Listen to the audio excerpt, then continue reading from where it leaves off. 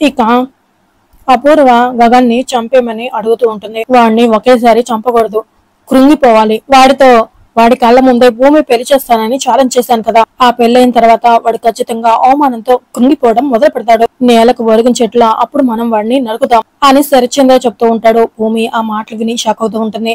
ఇక అపూర్వ అంటే అంతేనా బావా, అప్పటిదాకా వాడిని చంపవా అని అడుగుతూ ఉంటుంది. నేను చెప్పేది అర్థం చేసుకో అపూర్వ అని శరత్చంద్ర అంటాడు. ఇక అపూర్వ మాత్రం చాలా కోపంగా అక్కడి నుంచి వెళ్తూ ఉంటుంది. దాంతో శరత్చంద్ర చాలా టెన్షన్ పడుతూ ఉంటాడు. ఇవన్నీ విన్న భూమి ఏం చేయాలో అర్థం కాని పరిస్థితిలో అయోమయంగా ఆలోచిస్తూ చాలా బాధపడుతూ తన రూమ్ లోకి వచ్చి చూసేసరికి అక్కడ నక్షత్రం ఉంటుంది. ఇక వెంటనే భూమి చాలా కోపంగా నువ్వేంటి నా గదిలో అని అడుగుతూ ఉంటుంది. నువ్వెంత ఆనందంగా ఉన్నావో చూసి వెళ్దామని వచ్చాను అని నక్షత్రం అంటుంది.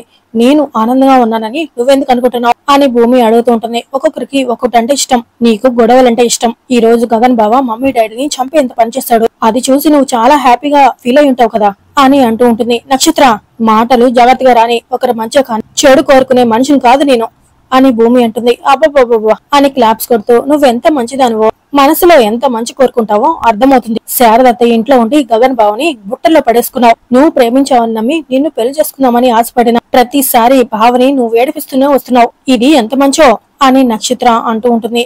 నేను ప్రతిసారి ఒక కారణం ఉంటుంది, అది నీకు చెప్పినా అర్థం కాదు అని భూమి అంటుంది. అవును మరి, అర్థం చేసుకోలేనంత చిన్న పిల్లని నీ నిర్జనతనానికి నువ్వు పెట్టుకున్న పేరు కారణం అని అంటూ ఉండగా నక్షత్ర అని భూమి పెద్దగా అరుస్తూ ఉంటుంది. అరవకు, నేను అరవగలను. నాకు ఈ తాలిబొట్టు ఎలా పడింది? నీ నిర్జనతనం వల్లే కదా, ఎలాగూ చెప్పనా అని నక్షత్ర అంటుంది.